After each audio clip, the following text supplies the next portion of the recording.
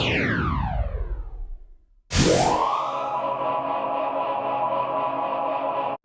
everyone.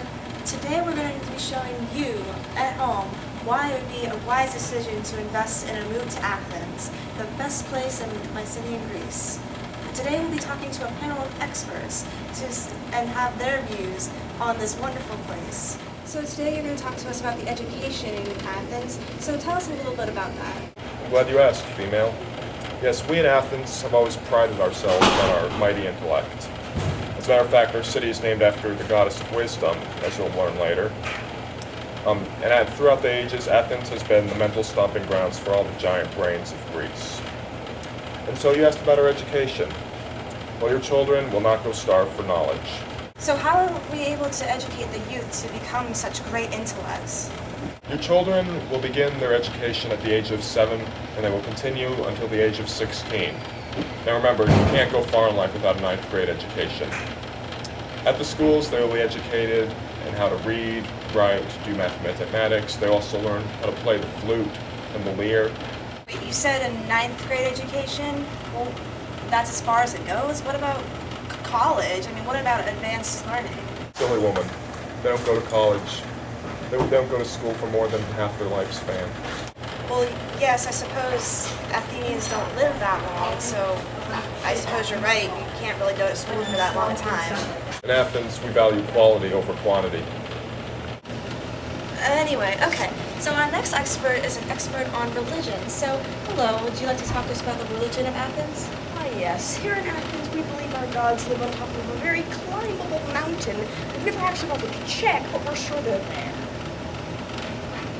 Wait, you can access this mountain? Yes. You can easily get to the top? Yes. So how do you know that the gods live there? Well, they must. How do you know? No other place for them to live. Well, I mean, maybe I'm being too insensitive. How much value do you put in your gods? How much faith do you have in your gods? Well, they are very important. They control nigh all aspects of our lives. We ourselves have our patron goddess Athena, who, as you must know, sprang fully formed in battle armor from the skull of the king of the god Zeus. She came from someone's head. Yes. She came from a male's head. Yes. Who's her mother? Some say she doesn't have one. Some say she was the goddess of free thought and creative thinking. Some have no idea. We also have a myriad of very fascinating customs and rituals. We burn portions of our meals in deference to the gods. So you burn portions of your own. I mean, this is fascinating, but does this mean that your entire civilization is just so well fed you can afford to get rid of some of your food like that? I'm sure that the children in your society must be just overjoyed with how much they have in their stomachs all the time. Well, no, not really. I mean, yes, the aristocrats are simply overflowing with wealth and food, but really, isn't it better to feed the gods than children who will most likely die anyway?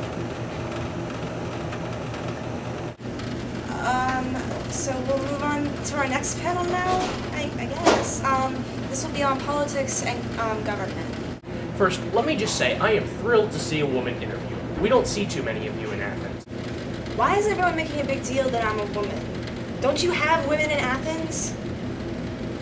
Well, some say that women don't exist at all. My personal theory is that they spend most of their time inside. Else where would we get, like, woven cloth and children and such? But no, we don't really see too many women out in public in Athens. So what is so consuming of your time that you don't get to see any women? Well, most Athenians take male lovers. You know what I'm talking about. Wait, isn't he like half your age? 1/3 actually, but let's talk about politics.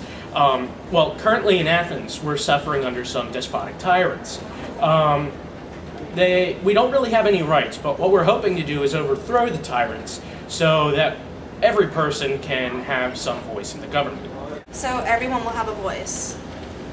Well, not slaves, of course, or women, but all of the adult male citizens will have a voice. And that's the way it is.